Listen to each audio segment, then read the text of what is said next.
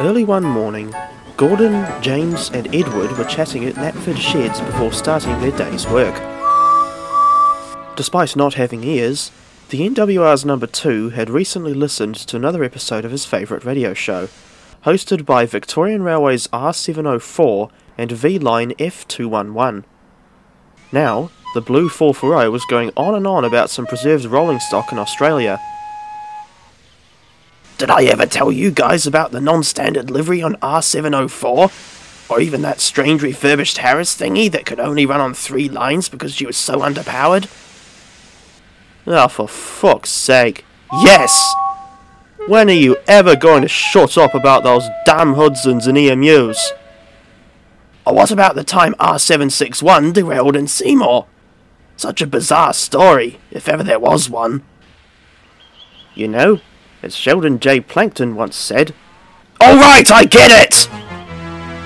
I swear, if you were a troublesome truck, I'd shove you into the sea from the same siding where Percy took the plunge. Permission to change the subject, Edward, lest James actually carry out his disturbing threat. Alright, if you insist. I need to go and shunt the wagons at Wellsworth anyway. And with that, Edward went for a spin on the turntable and puffed away to his station, leaving Gordon to discuss one of the most recent additions to the North Western Railway's fleet. Of course, Gordon and James weren't annoyed about Edward being a fan of Australian engines. They were just pissed off over how often he would talk about them. I tell you, James, Rebecca is one of the strangest locomotives I've ever met. In what sense? Well, the first time I met her, she blinded me with science by explaining her unconventional chain-driven valve gear. I've never even heard of such a thing. I remember seeing her passing Marron Station the other day, and thought she looked like a spam can. I disagree, since she isn't a Class 46, or D199 as most Sudrians would know him. Hail the 199! Bill, what have I told you about referencing random YouTube channels? Only on Sundays. And what are those little fuckers doing here anyway? The China clay quarry is closed for the time being. You see, someone thought it was a good idea to shove some wagons up the line to the quarry, and they derailed and messed up the points really badly. So now, nothing can come in or out of the yard. But you told me to push those wagons. You said it was to give the workmen a little joyride around the yard, but you scared me shitless moments after I started moving the wagons. No, piss off, you wanker! The music from All Engines Go isn't that scary. Anyway, the Fat Controller sent us over here to do some shunting. In that case, run along and fetch my coaches, please. You lazy bastard! We'll dump you in the sea for real this time if you boss us around any further. And Boko won't be there to save you. What are you talking about? I wasn't bossing you around. Be quiet, you lot!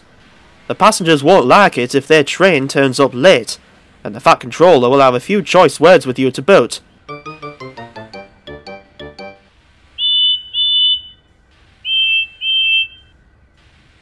Following the scolding from James, the Sudrian cousins of Alfred and Judy scurried away to fetch Gordon's coaches, and soon after, the Big Blue Pacific himself went off to the station. He was relieved when he got to Knapford Station, looked at the clock, and saw that he wasn't late. The people climbed aboard the coaches, and the porter banged the door. Ow! He was promptly arrested for SA. No, not that SA. That hurt! On his way to the mainland, Gordon had to stop at Crovan's Gate Station for a connection with Skarloey, who was waiting to depart for Lakeside. Good morning, Skarloey. The same to you, Gordon. How are things on the main line? It's been alright. Apart from when Bill and Ben threatened to dump me in the sea again. I'm surprised at you, Gordon. You're the last locomotive I would expect to take anything seriously from Bill and Ben. Shit! I should have known those little fuckers were just trolling again. Anyway, I don't suppose anything interesting has been happening on your line recently? Not much. Apart from Sir Handel being worried and thinking that the yellow and pink bullied Pacific is here to replace you. Well, that idea is complete bollocks. The Fat Controller wouldn't dream of doing something so daft, and he's keeping Edward and Henry in service to boot. In that case, I dare say our number 3 will be quite relieved when I tell him. Oh, and there was also an incident on Monday night when Duncan caught Mr. Percival round the back of our shed with a random woman. Said he saw him walking along with a large wad of cash as if he was Harry Enfield's Loads of Money character, but Duncan thinks the money didn't look authentic.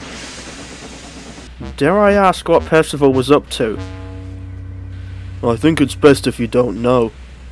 All I'll say is that he was getting a lot more than just the 200 after passing go. Alright then. I'm afraid I can't stay to chat any longer, Scarloey. I must get the passengers to Barrow-in-Furness for their connection with the Class 195.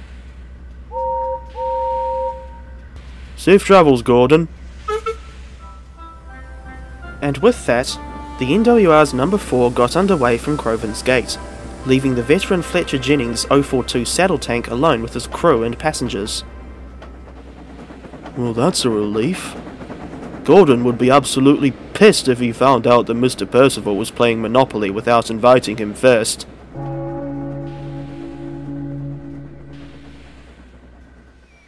Later that day, Duck was idling at Merrin Station with a fuel train. He was still waiting there when a familiar blue locomotive slowed down to stop at the station on his way back to Knapford. What's up, Gordon? I thought the express doesn't usually stop at this station. You're right, Doc. It doesn't normally. But I had no choice.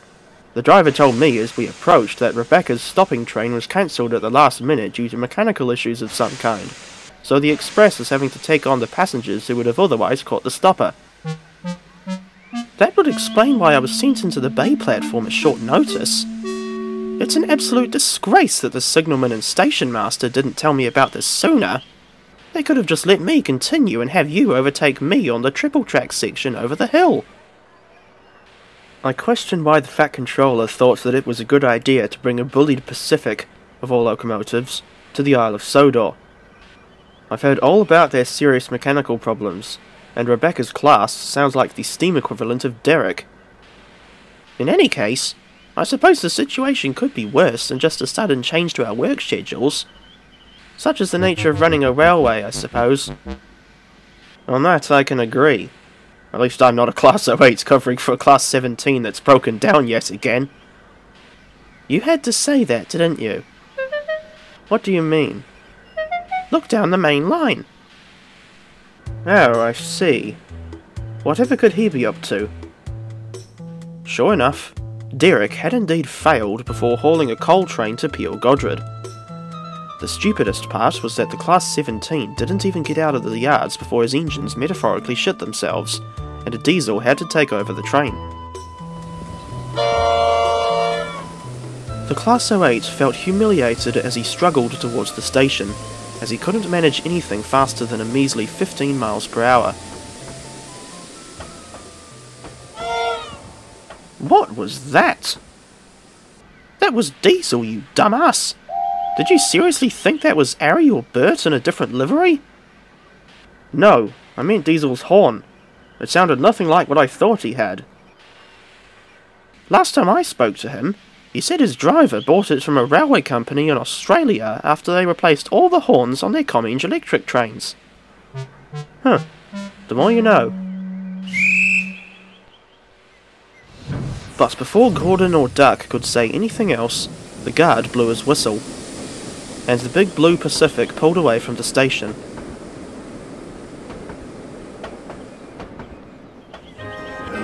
It wasn't long before he arrived back at Knapford, where he found Sodor's resident Class 17 parked in Platform 3 and looking rather glum. Are you alright, Derek? I'm not sure. One minute I was surrounded by workmen back at the harbour, and the next I woke up to find myself sitting here in the station. and it took me a long time to understand what happened. Just a minute. How did you get to the station if your engines failed again? Turns out that Bill and Ben shunted me over to this platform from one of the harbour sidings.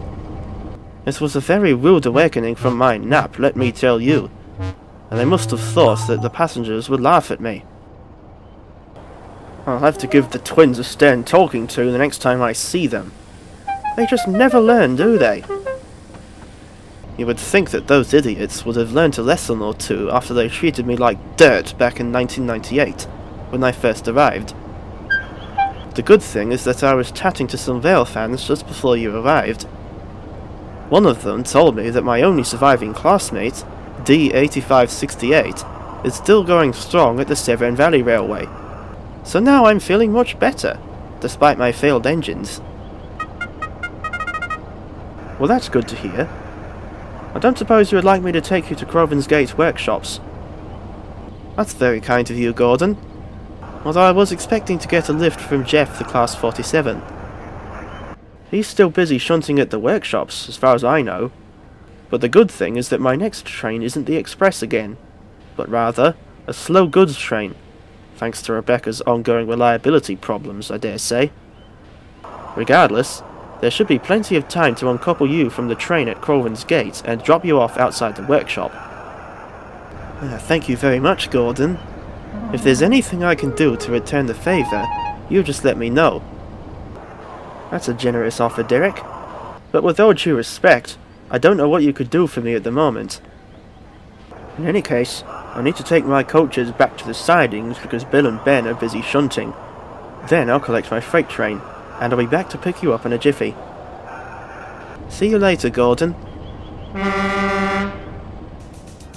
And with that, the NWR's number 4 got underway with his empty coaches. As he trundled over to the sidings, he brainstormed some ideas for what he could say or do to Bill and Ben. Around an hour later, after collecting his wagons from the harbour, Gordon picked up Derek at the big station and set off for Kelsthorpe, with a few scheduled stops on the way.